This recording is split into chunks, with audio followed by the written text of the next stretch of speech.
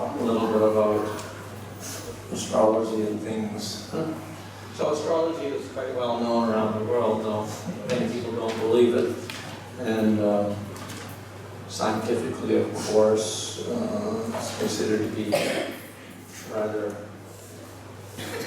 unproven. Even in India, there's been controversy of having an astrology course in the university because there's all superstition of how we can teach in university something like this. And so the reputation is not always that good. But we know that in the Bhagavatam, for instance, when the great kings like Parikshit are born, the king goes to the astrologer and gets predictions from him. So it's, in the past, in India, was of very great repute.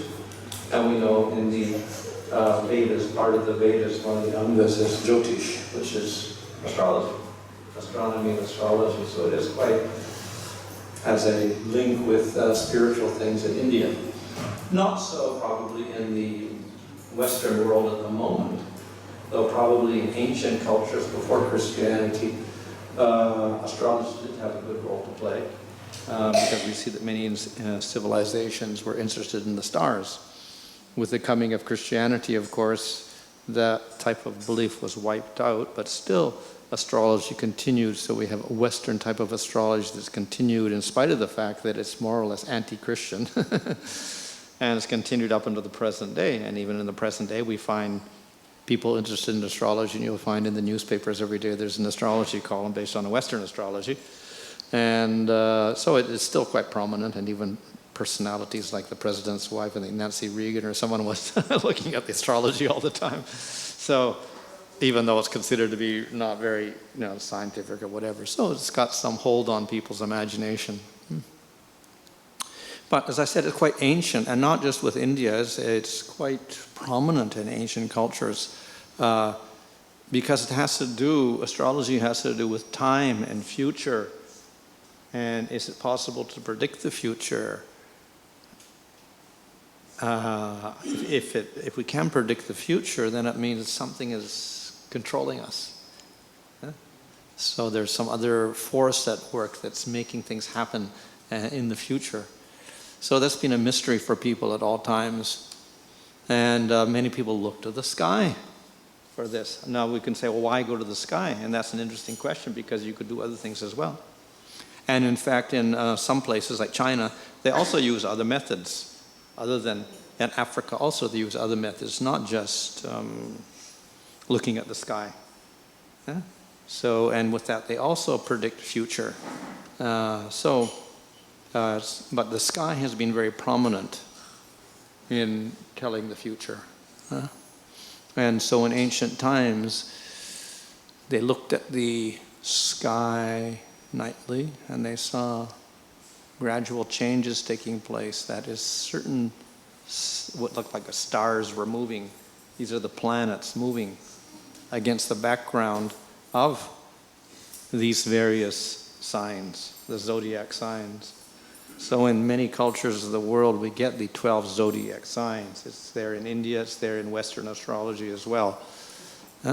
It's also convenient because we have 12 months of the year, and the sun goes around the whole zodiac signs in 365 days, etc. And then we just divide that up, and we get a nice way of making a solar calendar even. But we'll see that many ancient cultures devoted a lot of time to observing the sky to get information out of the sky. So we have something like Stonehenge, 2600 BC. These are big stones that they had to haul. First they had to chip them out of the mountain or whatever they got them out of, and then they had to carry them like 100 miles away. In a primitive culture, no machines, no trucks. They had to drag the stones for about 100 miles away, and they constructed on this certain place in England. And they made this huge structure.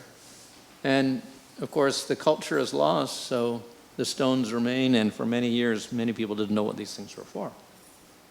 But in the 1950s, they accurately measured the stone placements, etc., put it all in the computer, and then they realized it was actually a method of calculating eclipses. So by viewing the sun on certain days and recording it, you could predict eclipses and so many other things from this thing. So it's like a sundial, almost like that. And by viewing the movement, the rising of the sun and other planets through these openings here, they could make predictions about when eclipses would occur, etc. So very interesting. And this is, long, long ago. Yeah. In India, they were chanting the Vedas at this time. Here what were they doing in England? I don't know. Yeah, but they were looking at the sky and doing... And of course, we have same time in Egypt. They spent so much time dragging these rocks. Of course, they got the slaves to do it. And they dragged these rocks from far away, and they carved them very exactly into certain dimensions. And it took a lot of effort to do that. I didn't know how long it took, but maybe it took a lifetime to make one of these pyramids. And it's aligned very exactly according to the directions. The dimensions are said to be like corresponding to, you multiply and you can get the diameter of the earth, etc. So there's all sorts of geometric significances in the measurements of the pyramids. They say, of course, that pyramids are for tombs with a mummy inside. But when they opened the biggest pyramid up, when they finally managed to find the opening and they looked inside, there was nothing in it. There was no mummy there, no sarcophagus, no mummy at all. So it wasn't a tomb at all, it was for something else. And again, it's aligned very exactly, and certain tunnels go up and they view certain stars on certain days of the year. We don't quite know what it is, but it was also astrologically aligned very nicely. So they were looking at the stars. And in Assyria, or that area, which is now, I guess, Iraq, they also built these huge structures, and they were looking at the sky again. They're very interested in astronomy and astrology. So the ancient Persians, or whatever they were, the people of that culture, they were also interested in the sky and the stars, and they developed a whole astrology, theory of astrology also. And then we go to the Americas. This is much later, completely different culture, and they also built huge structures like this, with great endeavor and labor. And again, another culture in the Central America, completely different culture, again, building these structures. And then this is actually an observatory that you can actually view the stars with. So the Mayan culture, of course, has their famous calendar that ended in 11, was it? December 26th, something like that, some date it was supposed to end on, and the world is supposed to end or something. So anyway, they were and then in South America, again, we get structures like this, much earlier, very primitive, different culture completely. It's not the same culture at all. And they're also looking at the sky, and even each month, the sun would move through one of these notches, and they could calculate the months of the year this way. And of course, later on, we have the Inca culture with Machu Picchu and other things, also looking at the stars again. And then we have Asia. We have Angkor Wat, famous temple, the biggest Hindu temple in the world, maybe, Vishnu temple originally. It was also aligned according to rising of Venus again. And in China, they were looking at the sky also. This is an observatory in China. And of course, we have India. They look real strange what these things are, but they're actually used for viewing the stars and the planets accurately to get accurate measurements of the movements of the planets against the stars. So that's why they have to make these structures like this, like that. So of course in India we have many structures. In fact, it's incorporated in the temple itself. Here we have the Konark Sun Temple. If you go to Puri, then this is a very famous temple nearby. Very monumental structure, but it's dedicated to the sun. And it's very symbolic because it has all these chariot wheels like this. And they represent the months of the year, etc. In other words, zodiac. The whole zodiac is represented by the chariot of the sun. And of course, this whole wheel itself is symbolic of karma. Wheel of karma. Which is common in Buddhism and in Indian literature, etc. So the wheel of karma, and there's a circular shape here to indicate that The karma has no beginning and no end. Huh? Just like the circle has no beginning and end. So your karma goes on forever. But it is the karma that determines predictions in astrology.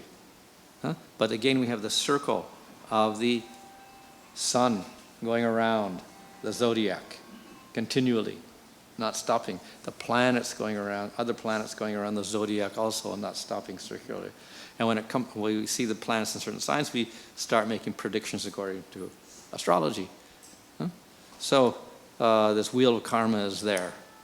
So karma is related to astrology, and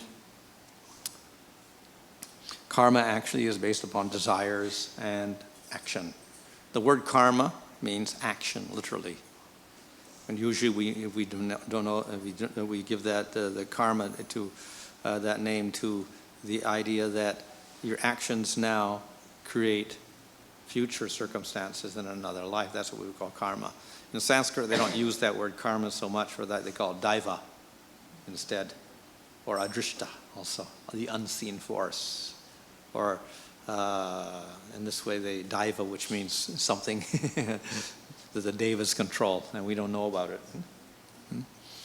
So this idea of the controlling forces is there, and it's based upon a very simple idea. Not that the devatas are actually making us do things, but actually we are creating our future by our activities. So we have desires, or enjoyment, or a desire to avoid suffering. Huh? So this creates, for this we do actions. Actions to attain something that we want, and actions to avoid things we don't want. These are two types of action. Huh? So, obviously, we do actions and we get immediate results for it. You work, you get some money, whatever like that. You walk, you go some distance. These are the immediate results. But there's another long-term result that you don't see. That's the karma. Huh? However, we don't know about that. But meanwhile, as soon as we do the action, we create a new circumstance for ourselves. And that creates an impression, and that's good or that's bad. And then we do another action. So our whole lifetime is another circle, more or less. The mind creates desires and whatever, hatred or whatever. We do the actions. We get impressions in our mind. That goes back in our mind. We do more. We have more desires to do or not do.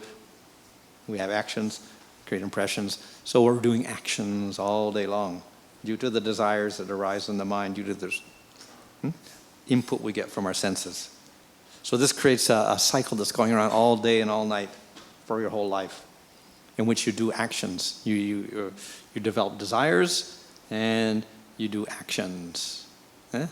So of course in Bhagavad Gita we have the 3 gates to hell: lust, anger, and greed. So if we act according to lust, anger, and greed, our actual future that we get is not very good. It's a very bad future because of that. Huh? So all this is happening under the ignorance, avidya or ajnana. We develop the desires, etc. So this is a common theme in, we'll see the Bhagavad Gita, Bhagavatam, Vedic literature, Upanishads. We see it in Buddhism as well. The idea of the whole world is ignorance, and due to that we develop a desire, hatred, etc., and we do karmas. It's there in yoga as well, the idea of klesha arising from ignorance, and then we get ahankara, then we get raga and dvesha, desire and hatred, and then we get abhinavesh. This is complete absorption in actions, etc. So same idea is there in all sorts of different philosophies about ignorance producing desire, hatred, greed, etc., doing actions, getting karmas as a result. Huh? So we got immediate results and we get the long-term results.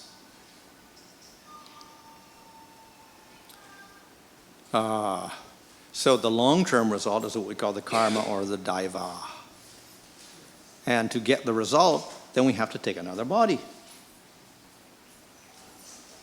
So it's described in the Vedic literatures that we cannot count the number of karmas that are waiting for us. We have too many karmas for one lifetime. So they're waiting for next lifetime and next lifetime, next lifetime. So at any moment in time, we have the karmas that will happen in this lifetime. So we have another storehouse for the next lifetime, the next lifetime, the next lifetime, etc. Huge piles of karma. Plus, in this lifetime, we're doing activities and we're creating more karma. So we can never hope to exhaust our karma simply by living, because we're always acting and creating new karma. So in this way, we get this endless cycle of birth and death in the material world to enjoy or suffer our karmic results. So very, very long affair, no beginning, no end. So we're born, then we start our life, and we do activities, desire, hatred, etc. We die, then we have to take another birth to experience more karmas, then we do more activities, then we die, then we get another birth to again experience karmas like this. So it goes on forever. We can never exhaust our karmas because we're always producing more karmas. So it's an endless cycle, and it's very difficult to break out of that. So that's why it's called this wheel, like that. This is the Buddhist depiction of the wheel of karma. We see there's 6 sections there. So these 6 sections of the spokes of the wheel represent human birth, heavenly birth as a devata, where you can enjoy very nicely if you do good karmas, a demon body if you do bad karmas, animal body if you do bad karmas, hellish existence, you do very bad karmas, ghost body if you do bad karmas. So these are, of course there's more than this, but these are 6 types of different bodies you can get according to your karmas. And all under the control of this time factor, this big demon called time at the top, and the force of time. So everybody's acting within that. And you see there's a little, this in the middle, there's a snake, and there's a chicken, and a pig, like that. What do they represent? Lust, anger, and greed. So lust, anger, and greed, these are these things which are motivating us to do our activities, and then we get our karmas. And then we end up taking birth in these different bodies. Human body, deva body, demon body, animal body, or even plant body, whatever. So it's quite a philosophical diagram there. Lust, anger, and greed. And this pushes us into bodies, different bodies. We get born, and we go through this endless cycle. So we have these pictures in Bhagavad Gita here. For instance, what is this? Infinity, no beginning, no end. So it looks like there's a beginning. Actually, there's no beginning there. It goes on all the way somewhere invisibly that way, and it goes this way also. It goes on forever like this. Birth and death, birth and death, birth and death. And you can be a human being, but you can be animal also, like this, or you can be plant or whatever. You can be devata, gandharva, ghost, or whatever. So many different bodies you can take, but it goes on forever. So there are basically 2 types of activities.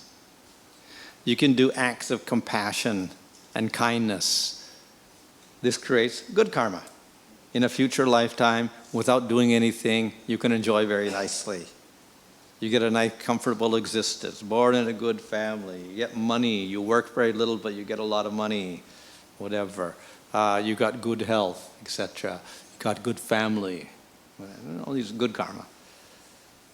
You do acts of violence that create suffering for others. And then you get suffering of different sorts. You may physically suffer, get illnesses, get accidents, lose your money, be born in a bad family, suffer all sorts of tragedies, etc. And you, no matter what you do, you can't escape. So that's the bad karma. Due to acts of violence. These are the 2 basic divisions. We have in the Bhagavad Gita these illustrations. So according to how you act, you get a result. So you can become a tree, you can become a tiger, if you like to eat meat. You can become a bear if you like to sleep. You can be a pig if you eat anything. So according to your different activities, you get certain results. So we have to watch, be very careful how we act, because this will determine our future body.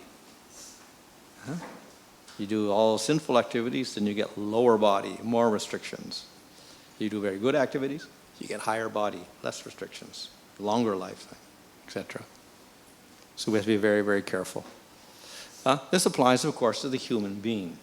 If you're a dog or a cat, you don't get karma. We also know that dogs and cats, generally, their activities are predictable. Yeah?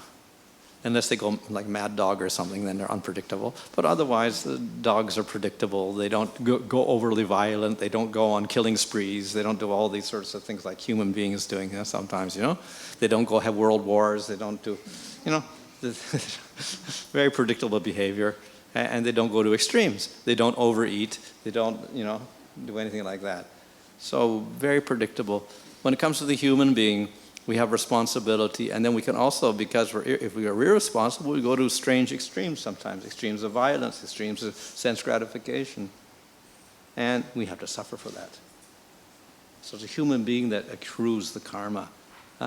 He has to judge how to conduct his life, how to do his activities properly. So the human being life is a testing ground, in other words. We have to judge how to act. So, we have to be very careful, otherwise we become an animal or something, or a plant even. Who was he in his previous lifetime? So this is a very interesting, this is actually from Manu Samhita, Mamsa Bhakshayata Amutra Yasya Mamsam Iha Abhyaham, which means I eat now the meat. Etat mamsansya mamsatvam prabhavanti manishinaha. So this is a derivation of the word mamsa, which means meat or flesh. So I eat the flesh now, I eat an animal now, I kill an animal, eat the flesh, and then in the next lifetime, the animal gets the opportunity to eat me. So mam means me, and sa means he. I eat the animal in this lifetime, he gets the opportunity to eat me in the next lifetime. That's what mamsa means, according to this definition from the Manu Samhita. So this illustrates the law of karma. We do violent acts, we will have to suffer some violence in the future of equal strength. So it's a very just law. I think we have in Zoroastrianism, an eye for an eye, a tooth for a tooth, some famous saying like that. So what violence you commit, you get the punishment accordingly. You injure somebody's eye, you get an injury in your eye. You chop off someone's hand, you get your hand chopped off. Kill somebody, you get killed. So if the government doesn't carry out the punishment, according to the law of criminals and whatever, and the justice system, whatever, then still, the law of karma will act and give you the same result. You commit a crime and you escape in this lifetime, you cannot escape the justice of karma. You will get the result in a future lifetime anyway.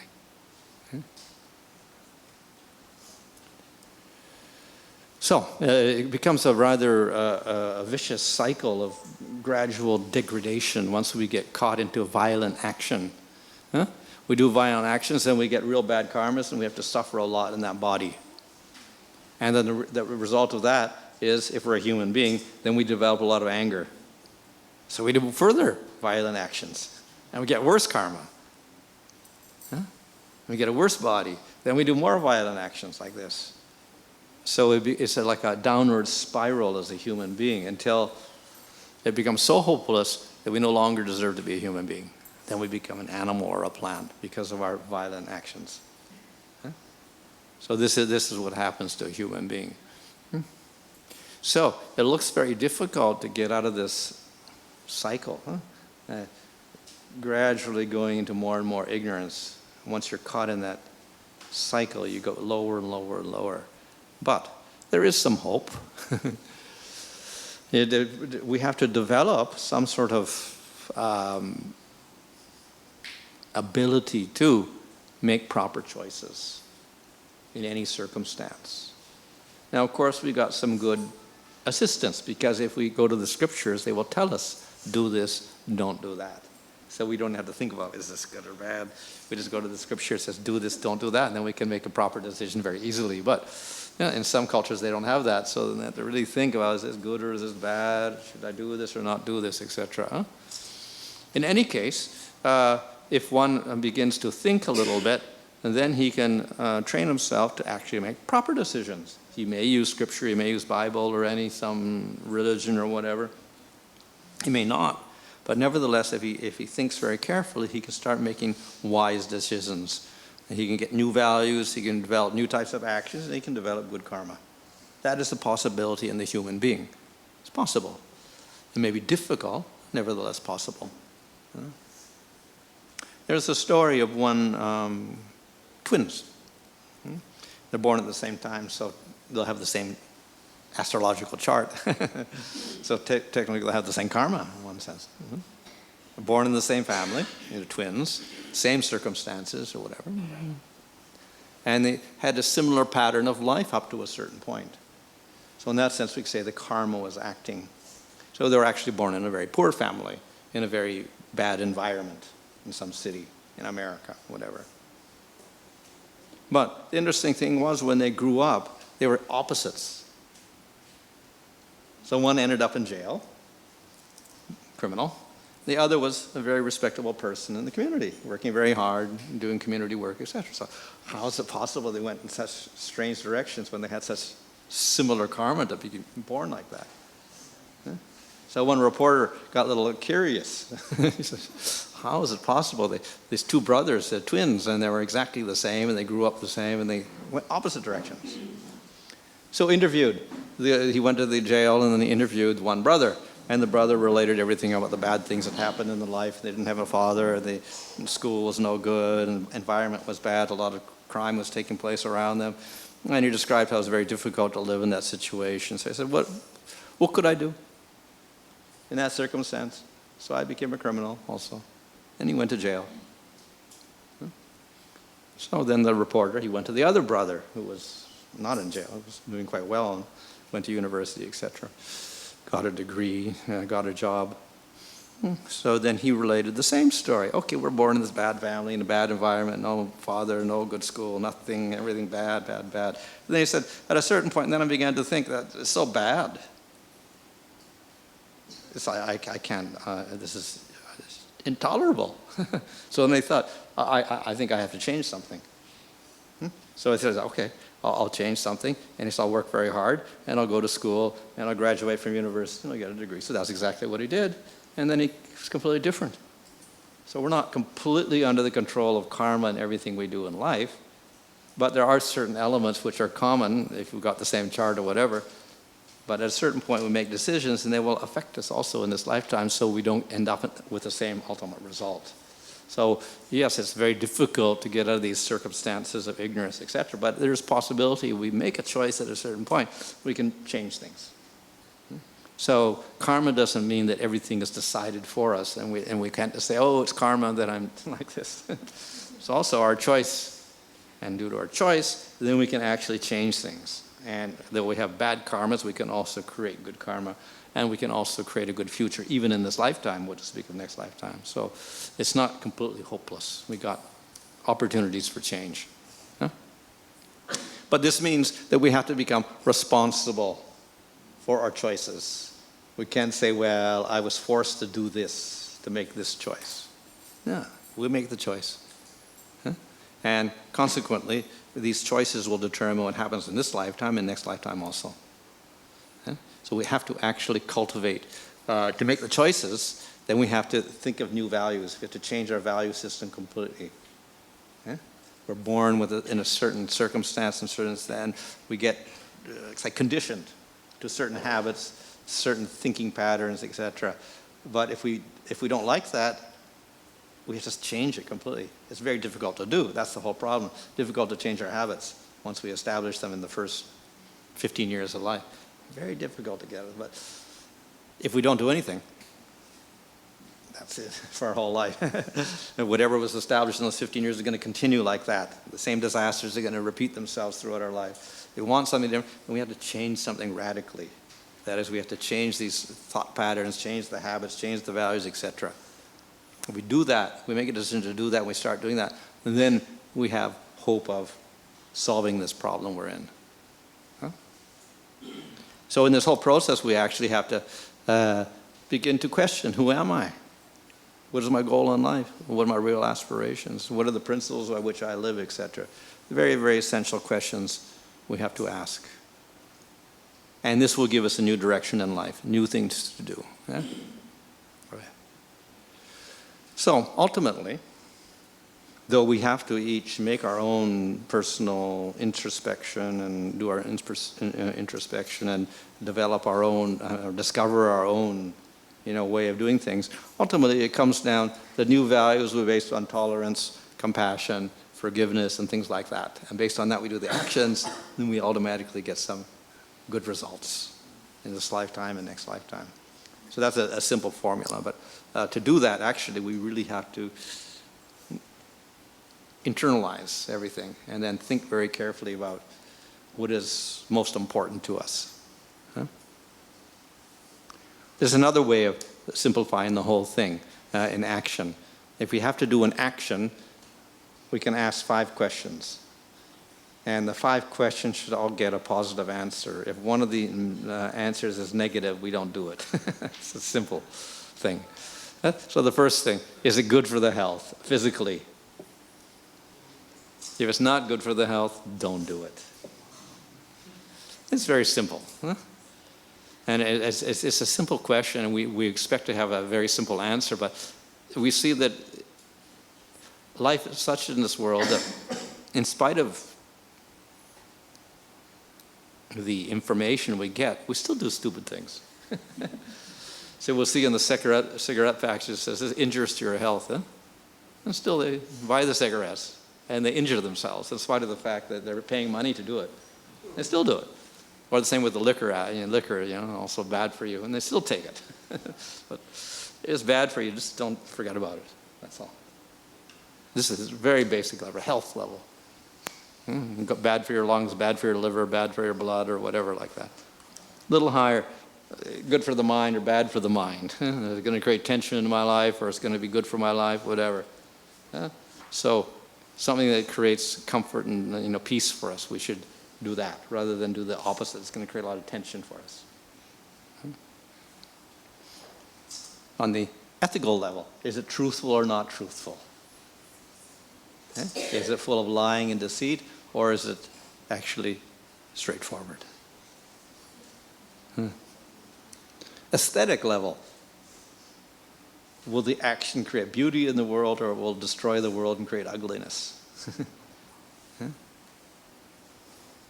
And the most important one is, will it create unconditional love? Or will it do the opposite, create hatred? So everything should have 5 yeses, and you can do the action. If there's one of the questions says no, then don't do it. Simple solution to the problem. So anyway, we have to, if we're going to actually do this and even ask these 5 questions, we really have to start developing a different value system. We have to give up our old values based on habits and desire, hatred, greed, whatever, selfishness, and create a whole new value system based upon consciousness, integrity, ethics, intuition, etc. In other words, we have the lower self, and all those habits. We have to get rid of those things. Then we have our higher self. We have to develop that aspect.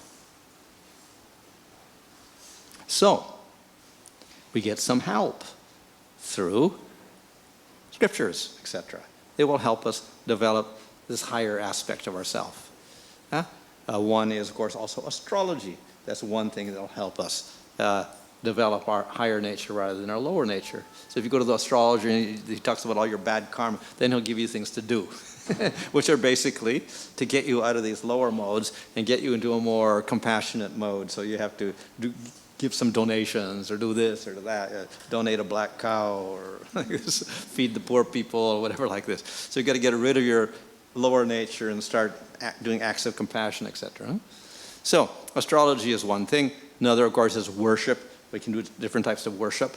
Of course, in astrology, they can even worship the different planetary deities or the different avatars, etc., for the planets. We have our own experience. Throughout our life, we have different experiences, different events happen, and we get some sort of liking or disliking that was a good experience or bad experience, etc. So these will also help us in making right choices. Huh? And another very important thing is spiritual association, sadhu sangha.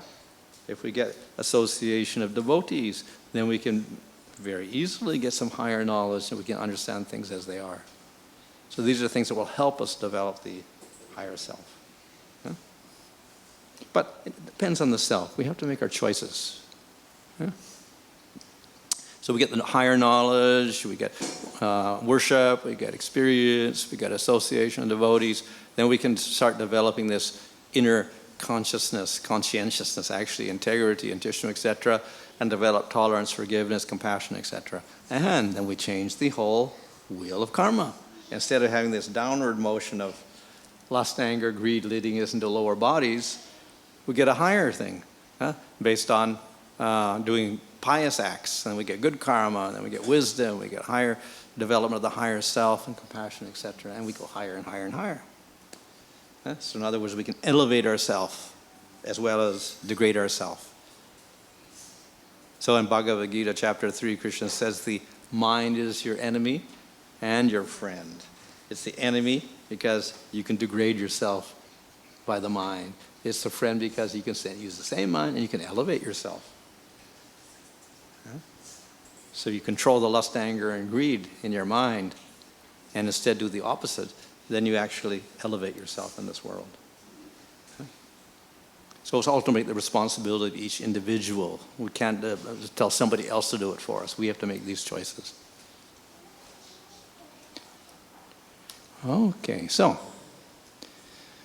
in terms of astrology, we have the human beings, and above we have the planets, which are giving us predictions, etc. And we have the devatas controlling the planets and the avatars above that. And they're acting according to the law of karma. And time is involved also. And at the top of the system, we have Supreme Lord, the Ishvara. Supreme Lord is at the very top of the whole system. So, the planets are simply one way of interpreting all of this, the law of karma. Not the only way, as I said. We can use other systems as well.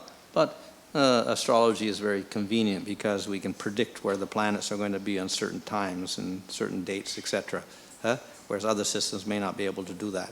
So in that sense, it's quite easy to draw up charts and make predictions for the future, etc., based on that. So that's where we get the astrology aspect here. Okay, any questions so far? As we are under the three modes of hero nature, so once we are in the circle, like you're saying we have to do something which takes us out from that, but we are already into the three modes of hero nature and the free will is not there, so how can... No, free will is always there. So you're in any situation, maybe it's your karma. You're born in India maybe, or you're born in Australia. That's your karma. You can't do anything about that. Yeah? So that's a karma. And there may be other karmas. You're born in a certain family also. And you learn a certain language when you're a child. You can't avoid that also. They teach you certain things, and that's how you're brought up. You cannot avoid how you were brought up and what school you went to. You didn't have a choice also because your parents probably decided, and it was also decided by where you lived, which is maybe your karma as well. Those things you cannot change. Nevertheless, there are certain things you can also choose. So when you're in school, then you can also choose certain things. You can choose certain subjects. You can choose how hard you want to study or how hard you don't want to study, whatever like that. There's certain choices you can make, you know. So there's always some choice there. So the free will is never given up. The lower you are in the modes, the more difficult it is to make choices. The higher you are in the modes, the easier it is. So if you're in sattva, very easy to make choices. If you're in tamagun, very difficult. So in the varnashram system, they didn't give choices to those in tamagun. The Sudras did not have choices. They're told what to do. They're not given choice, money, here's your money, you do whatever you want with it. No, you can't do that. So they didn't get money. Choices are very limited. As you go up then you get more and more choices. The Vaishya gets more choice, Kshatriya has more choice because he can actually control everybody else and he makes choices. And then the Brahmana has the most freedom of all. Huh? So the gunas, of course, allow us, if we go upward in the gunas, then our free will is more easily to operate. But that doesn't mean the person in Tamagun doesn't have any free will. If he didn't have any free will, he wouldn't be a human being at all. As a human being, he gets karma, whether he's in Tamagun or in Sattvagun, actions. So we really have to be careful about our actions. And so the Sudra, of course, is help, because in the Varnashram system, he doesn't get so many choices. And therefore, it's easier for him, for his actions. He's forced not to commit certain sinful acts because he doesn't have the choice to do them. So, choice is always there, but it's more difficult in Tamagun. So, therefore, the wise thing for a person in Tamagun is to take advice from someone in Sattvagun, or beyond that even. If he takes that advice, then he can actually change the situation also. If he's trying to do it all on his own, very, very difficult to get out of that situation. So generally, people in Tamagun are very predictable. And their karma is very predictable, what's going to happen throughout their life. They can't change much. The higher you go, the more you have opportunities for changing. When you go to Sattva, very easy to change things completely and make decisions, etc. Because the mind is very clear. Sattva is much clearer for making decisions than in Tamagun. It's not the ultimate clarity, but it's relatively much better. So therefore, according to gunas, we get more opportunities for free will in Sattva than we do in Tamagun. Yeah? There's a story of one person, forgot his name, Henkel or something. No. Anyway, he was in the, he's a Jew, and he was caught by the Nazis. He was actually a psychiatrist. And he was caught by the Nazis, and he was put in a concentration camp with his family. And in the concentration camp, he suffered, and he was put in jail, and he saw people die, etc. And then he thought, well, there must be some reason why I'm here. I'm a psychiatrist, I'm supposed to observe people. So he began observing people in the concentration camp. And then he noticed some people do not die. Most people in the prison camp die within a certain period of months. They'll just die, that's all.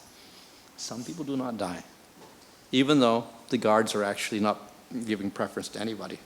These people don't die. What's the reason why? So we get very curious. How is it some people die and some people don't die?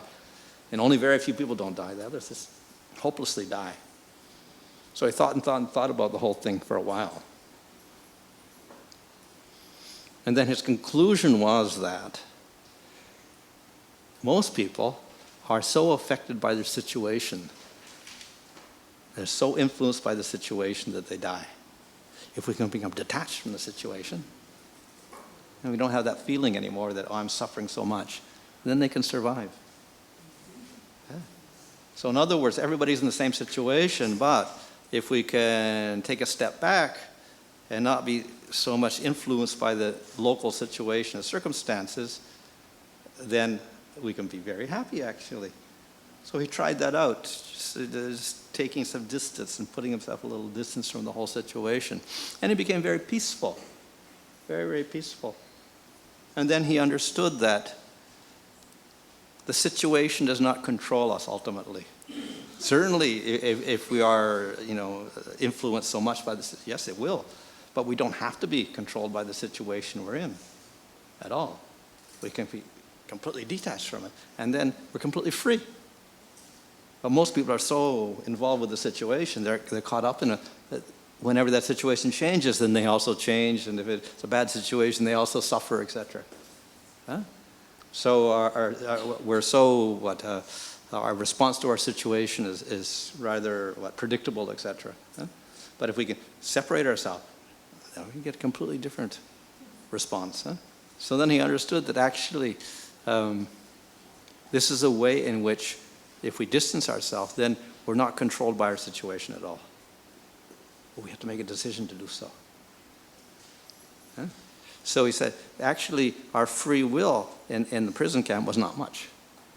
We couldn't choose what food to eat. We couldn't choose where to stay. We couldn't choose when to go out for recreation. Everything was controlled, as in regular prisons. So you don't have control of that.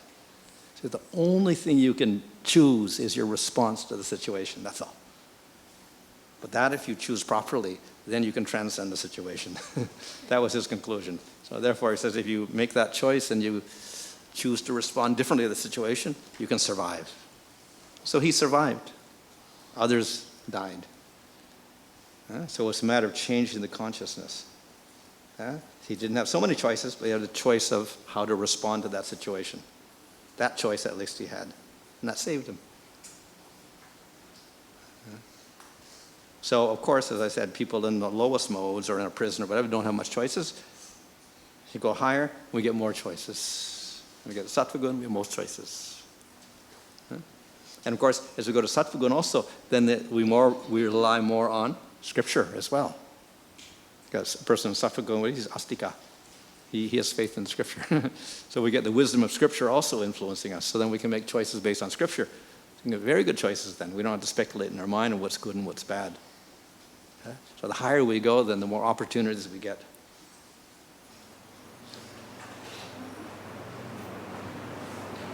Śrīmad Bhāgavatam tells us that if you take care of soul, you can become immortal. If you take care of the soul, We are already immortal. I guess we are already the soul. Huh? How to become immortal? Well, we actually are immortal because the soul is immortal already. But the problem is that we take body after body, which is not immortal.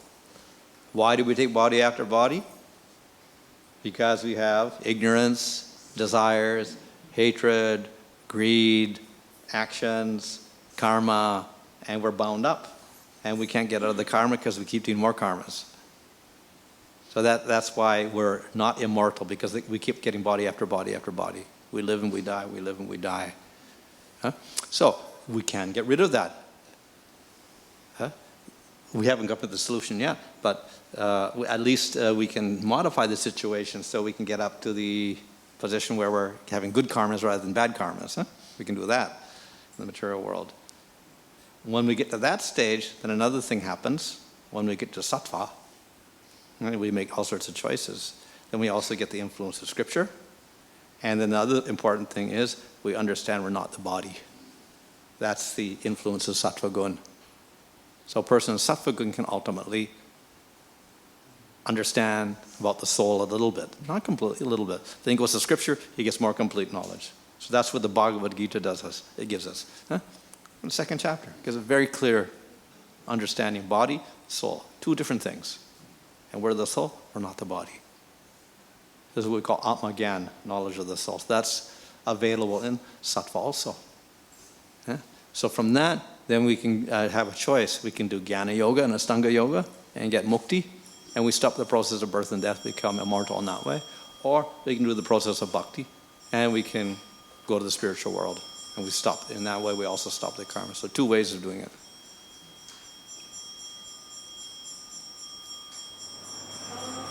One of the slides you mentioned that the law of karma is about the devatas. So often we see that astrologers recommend people to worship some particular planets or devatas. So in that case, it's futile to do those kind of things. It's useless if they are recommending to worship some sort of planet or a devata just to improve your situation. Yeah. So your planets have devatas. And if you offend the devata, then you get bad. The planets give you bad things, so you get a bad shani or a bad Mongol or whatever, like Kuja, whatever, like that Kuja dosha. It means you've offended that devata. That's the direct interpretation. But of course, above the devatas, we actually have Supreme Lord, avatars, etc., law of karma, etc. The devatas are only implementing a law of karma, actually, for the individual. And your particular sinful act that creates this problem, we can say, is reflected in that devata also, so he gives you certain results.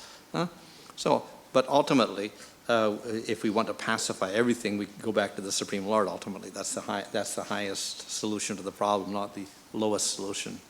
Just like if we're sick, we can get rid of the immediate problem, but, like the hurt, and then we can put some anesthetic on it or something, get rid of the pain, but we're not curing it. Then we go a little higher, then we can look at the cause, and then we take some penicillin or whatever like that. If we go further into Ayurveda, we find a higher cause. Maybe the doshas are also affected, not just the infection, but there's a dosha in your system, and we can cure that as well. So we can have higher and higher levels of cure also, lower and higher.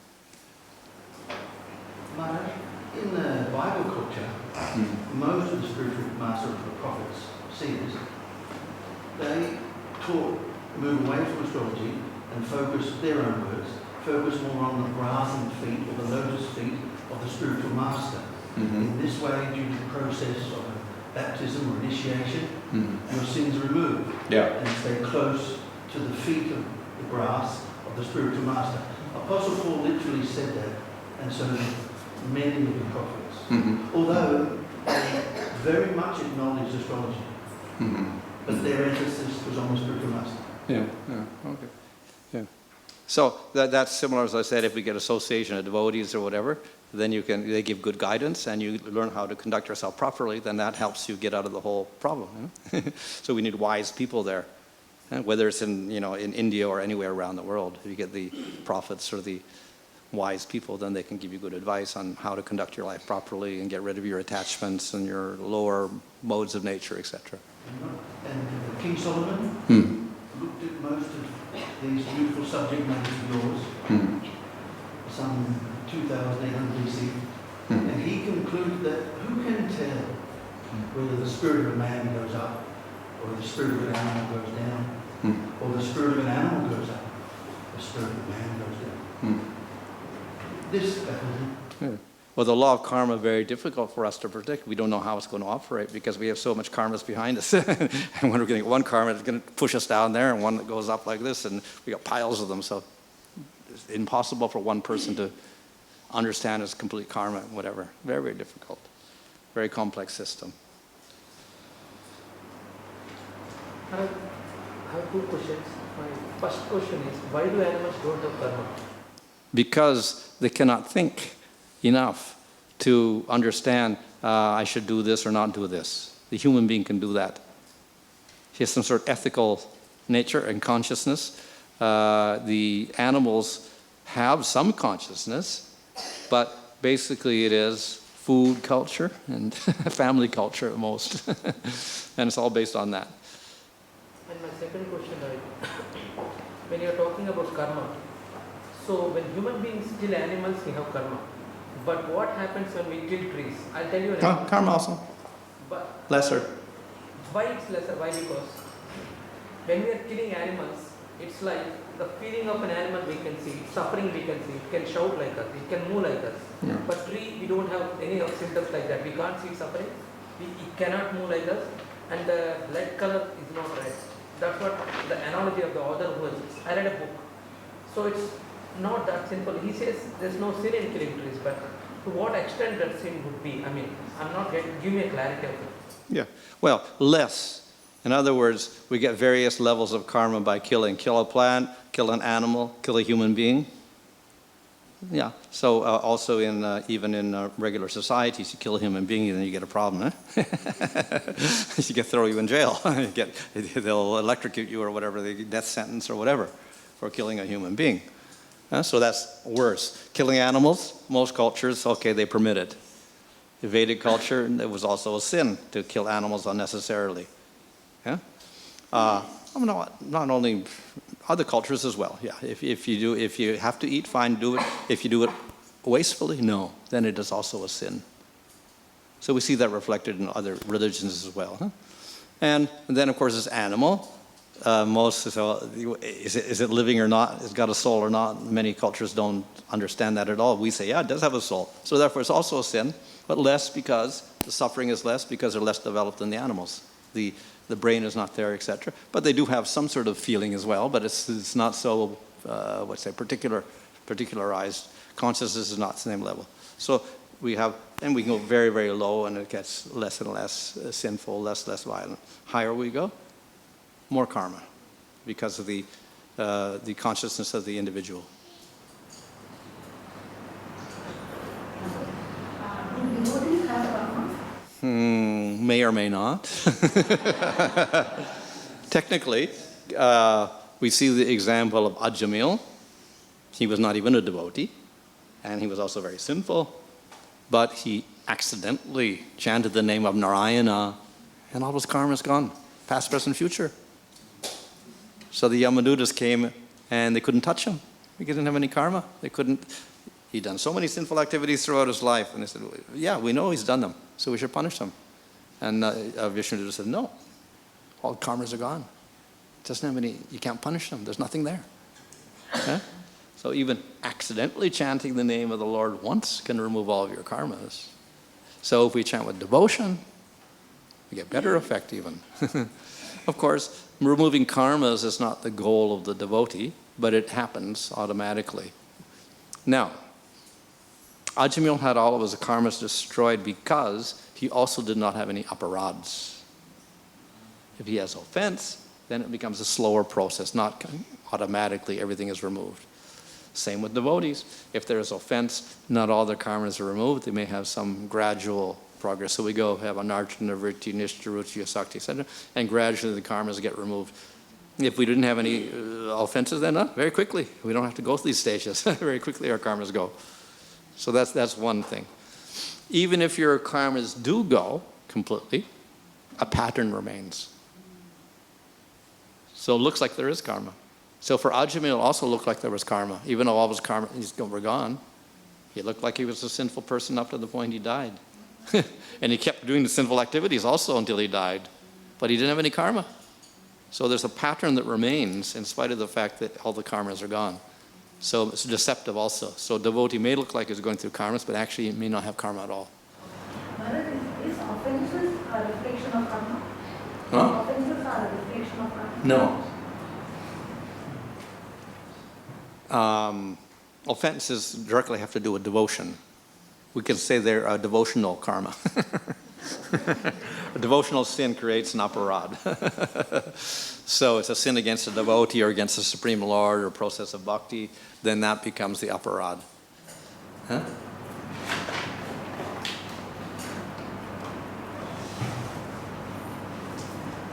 Maharaj, we were talking about how the choices we make determines our future life, and you told us about how we can pick up good values and change the vicious circle which we are in. So are these choices, we see some people can make these choices, exercise these choices, and some people don't have the determination. Even as devotees, we know what is the right thing to do, but sometimes the determination is not there to exercise that choice. So is that only the gunas that control the choices we are able to? Well, there's obviously some influence. As I said, the lower we are in the gunas, the less likely we are to make good choices, and the determination is not there also to make good choices, etc. Huh? And the higher we go, the more likely it is. But nevertheless, in every human being, we're also a mixture of gunas. So sometimes our sattvic nature will manifest even if we're tamagun, and then we can make a good choice sometimes, and that will help be beneficial for us. Or even if we're sattvic, sometimes tamagun overtakes us, and we make bad decision, or we get influenced and do things wrongly. So it's not all cut and dried. So it's a possibility of making a mistake even if we do have, a good consciousness, etc. The main thing is that as a human being, we get many chances. So if we fail once, we can try again. And that's what practice is in bhakti. That's why we do it daily, so we can keep practicing and get better and better at it. By repetition. We establish a new habit, and we can refine that by constant practice. We may make mistakes. Even Krishna says, but even if you do make a very bad mistake, Krishna says, you're still my devotee. Apichet Suracharo, you become the worst sin, you're still my devotee. So Krishna doesn't mind the sin so much. Aparads are much worse, but the sin itself is not so bad. Because he understands that we're liable to make mistakes because we're just coming out of the material world. And they still have the influence of the gunas and whatever like that. But nevertheless, we have to keep practicing. That's the main thing. I thought astrology was something that you would like predicting in the future, like What's your opinion on that? Like, you know, how you leave the paper out? Oh yeah, well that's a little simplistic, I could say. It's based just on a sun sign or something like that, which is very, very basic. So it may have some effects for some people, but we cannot say it's going to have the strongest effects for all the people that are born in that sun sign. Some of the things maybe, but not all of them. Huh? So it's a very general prediction. Some people that are born with that sign certainly have some characteristics of Yeah. you know, from the way the planets operate. That would be true, wouldn't it? Yeah, so there is. But of course, the one they have the newspaper is also a Western system, which maybe not so accurate also in many ways. It has some significance, but again, even the calculations are slightly different from the Vedic calculation. 23 degrees difference, for instance. So the sun sign is going to be 23 degrees different. So 1 out of 3 people are going to be different probably. Or maybe 2/3 of the people would be different, the sun sign even. So anything that tries to predict the future is wrong, or? No, we just have to intelligently see what's the best system to use, first of all. And then we have to also have good interpreters of the system. Yeah. As with any science, with the doctors, there's good doctors, bad doctors, and there's quacks and so many different things. So we have to see what is the good science and what is the good doctor, etc. And then we can get some results. Mm-hmm. In practical terms, how long does it take a person? I've observed, I come from a vegetarian line, Adventist order. This country, 1860, my family. They're pure vegetarians. They've preached it all over Australia and built churches and also organisations. But as I've lived my life, I've watched people, I see the warm-hearted, kind-hearted, Hindu vegetarians, and then I observe other people, their consciousness is densely affected by their malicious diet. That's not my point. I'm not one of judging. But how long in practical terms will it take a person to move those markers, those karmas, elevate their consciousness and their cleanliness a bit? It's a better model of a human being. Yeah. Well, there's several systems. One is called the Varnashram system, which is a very slow system. So you start out in the tamagun, and then the idea is that by restricting you to some degree, gradually you rise up to the gunas over many lifetimes. So it takes many, many lifetimes to get from the lower mode to the sattva mode, in which you've got very good intelligence. So that would take many, many, many lifetimes to do that. It's a very gradual system. It can be compared to a lead balloon. Huh? That could be compared to a lead balloon. Yeah, something. It's not very practical also in the modern age because we don't even have the system intact. So then the alternative system is the system of devotion. It's much quicker. So you can do it very quickly within a lifetime or even less than a lifetime, whatever, you can purify yourself. But it requires that devotion, that's all. Can prarabdha karma be removed by the Guru's grace? Well, it can be removed by the process of bhakti. That's the first thing we learn in the Bhakti Rasamrita Sindhu, Klesha Agni.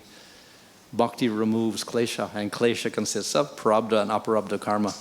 Even prarabdha karma? Yeah. Bhakti does, jnana does not. Jnana does not claim to remove the karmas of this lifetime. So you have to suffer whatsoever this lifetime, and all your aparabdhas will be gone, so that you can get moksha at the end. But Bhakti will say, also remove the prarabdha karmas. This lifetime's karmas also get destroyed by bhakti. So someone who was born in a low family of a dog eater, by doing bhakti, then he's no longer a dog eater. He's no longer a low-born person. He's qualified to do whatever a Brahmin can do even, simply by chanting the name of the Lord or remembering his lotus feet, etc. So bhakti is a very powerful process. The goal is to cultivate like the high self, the high nature, which you said is more choices are there. So would it be one of the choices like check the astrology? Or What's that?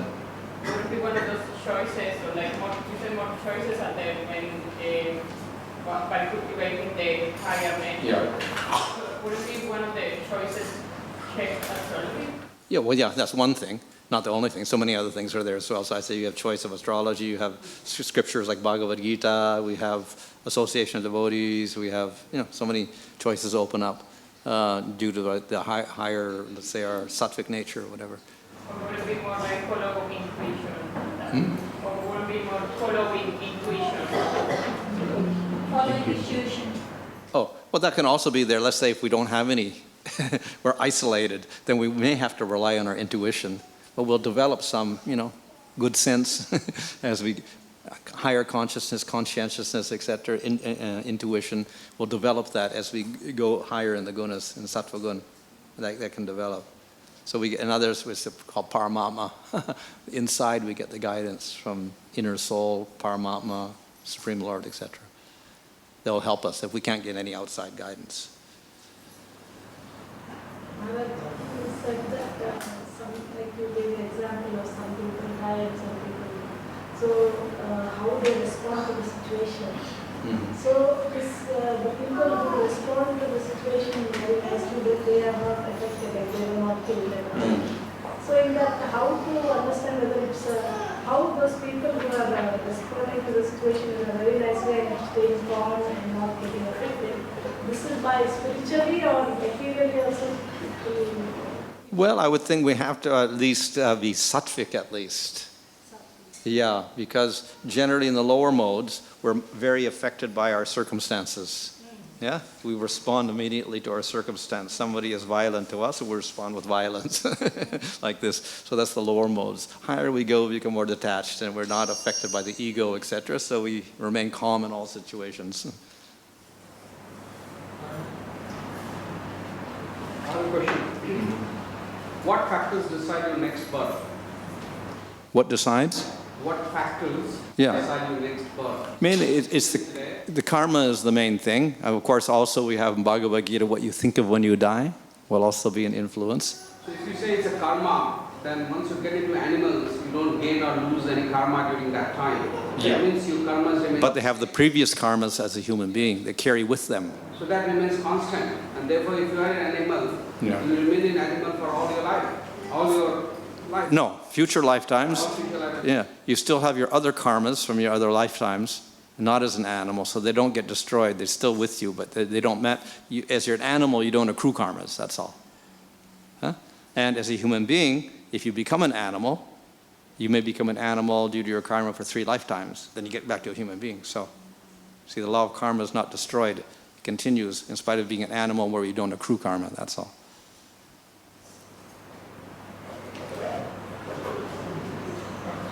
What's your opinion of birth charts? Can they be authentically used to predict the future? What's that? Can be. Can they be authentically used to predict future? Can there be? Can they be used to predict birth chart? Can the birth chart be used to predict your future? Well, that's generally what it's for. The Jataka is at your birth time, the planets are calculated where they are with an ascendant, a chart is drawn up, and then there's certain rules by which throughout your life, when you get sick, when you get married, when you get your job, when you get the money, when you get fired, when you go to another country, and these are the predictions that come out due to astrology. Which we'll explain tomorrow. Can they be used as authentic source because sometimes you see that someone predicts something that doesn't happen? Yeah, well, one, of course, they may not be using a good system, or they may not be skillful at the use of the system, that's one thing. The other is that if you do bhakti, it may also influence the results. It may change the results, or lessen the bad karmas, etc., like that.